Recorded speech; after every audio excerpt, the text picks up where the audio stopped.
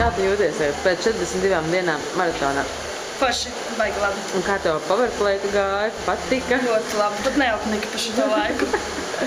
Un kā kādi ieguvumi un treneri, kāda attieksme tev bija? Ļoti forši, ļoti motivējoša. Tas, ka pat pēc tāda powerplayka jūtu, ka man ir uzlabojusies izturība, spēks. Es sākumā varēju knapi tur dažas sekundes, tagad es varu visu vēl vairāk. Turpinās mērķis sasniegt, vai? Protams, tikai uz priekšu sasniegt savus mērķus un tālāk. Tiekamies nākamajā maratonā. Protams.